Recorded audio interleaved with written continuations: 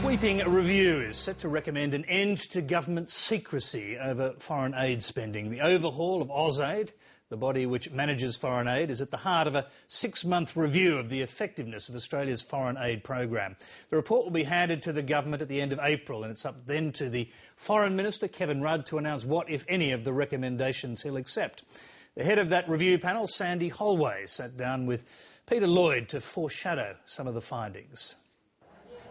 From educating Indonesians to eradicating poverty in Africa, Australia's aid dollar is spread far and wide across the globe. At the moment, the aid budget is $4.3 billion, but Australia, like other rich countries, is part of a United Nations agreement to increase that figure to 0.5% of GDP. That means that by 2015, Australia's aid budget will be double that to $8 billion. For the first time in 15 years, the effectiveness of that overseas aid program is being put to the test. Wholesale change, it seems, is on the cards.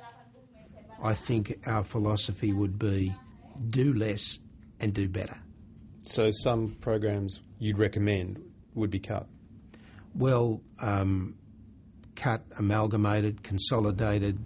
Most people remember you from the Sydney Olympics. Where have you been all these years? Well, after the Olympic Games, I was just very blessed. People came to me with all sorts of interesting projects. The public hasn't heard much from Sandy Holway since he was Chief Executive of the Sydney Olympic Games Organising Committee. For the past 6 months, this former senior public servant and a former secretary of 2 federal departments has been leading a review of the foreign aid program on behalf of the federal government. Where are we going to walk away from? Oh, I don't know. This is entirely up to the government. But you must have come across things you thought to yourself, well, hang on, what are we doing here? Oh, I've come across things that I thought it would be good to do and things that may not be good to do. Such as? No, it genuinely is a work in progress, and I'd say we're only 75% formed in our analysis and conclusions. 75% perhaps, but Sandy Holway is clear about some findings. Fraud, he says, is not as bad as the public may think. According to AusAID figures, in the last 5 years, $20 billion in aid has been dispersed around the world, and just $3.4 million has been lost to fraud. And one of those cases, which was to do with food aid to Eritrea, accounts for over 1 million of that, a lot of less than 10,000, and what you might call petty crime. What's arguably more difficult to figure out, says Holway, is measuring when or whether aid makes a difference. If you have an aid objective like, for example, better governance or law and order or improving civil society, that's fine, but they are very hard to quantify. You are left with qualitative judgment and impression, I think, to a significant extent. Is there enough transparency? For example, in Afghanistan, the Defence Forces disperse aid, but they don't publicly account for it, unlike the Canadians who report to Parliament every 3 months. No, I think that... Well, I know that, of course, my panel has looked at transparency very carefully, and I think that I can say quite clearly we favour warts and all transparency. Should the Defence Force be part of that? Should they be accountable for the aid that they're giving out, where it goes and how effective it's been? Yeah, I think everybody should be accountable. Accountability in the donor world means putting documents on the internet. Last month, one of the world's poorest nations, East Timor, began putting its public accounts on the web. Later this year, donors to East Timor will be expected to follow suit. Should all documents from AusAID and other agencies giving foreign aid be publicly available for scrutiny on the internet? Yeah, it gives me no problems at all. Sandy Holway may be all for transparency, but AusAID has a reputation for secrecy in its commercial arrangements with companies that manage aid delivery. How much fight back have you had within AusAID about the idea of that level of transparency? None whatsoever. They're all for it, are they?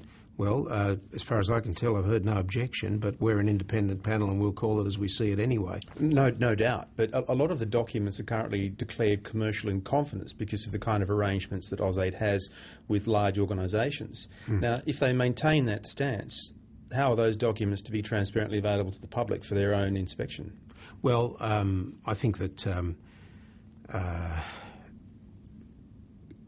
to the maximum extent possible, let's put it that way, contracts should be done in a fashion that allows the terms of those contracts to be exposed to the general public.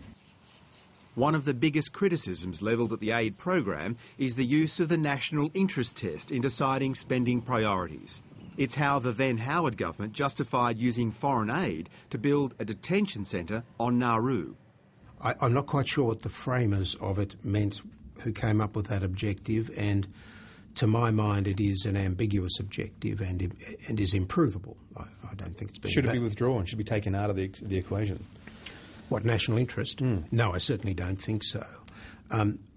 For a start, I think that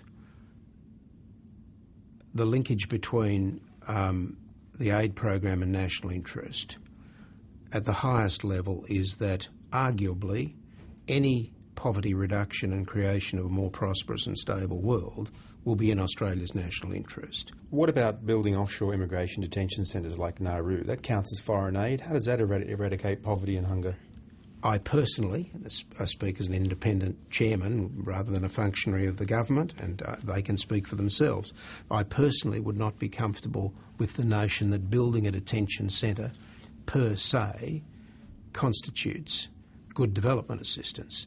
The first question I'd be asking is, all right, we're going to do that, but in terms of development assistance benefits, tell me what it means for the people. Can we make a difference in Africa? We're putting $200 million a year there at the moment. Is that the right place for Australia to spend money when it's half a dozen time zones away? Well, I think personally I would answer yes. The sceptics, of course, say something else. They say that Australia is using aid to Africa to chase votes for a seat on the UN Security Council. If that's the case, then why not be upfront about it? Well, I don't have any evidence we're doing that. Have you asked? No, I haven't asked. And I know it's a view that's around. Whatever the motivation may be that might risk running us too thinly across Africa so that we are not effective, whatever that risk might be, whatever its cause may be, I want to jump over that to the issue of how do we avoid that risk? And I think the answer is to a large extent to work with partners who are already in the play in Africa rather than attempting to go in and do a lot of small things ourselves. Peter Lloyd with that report.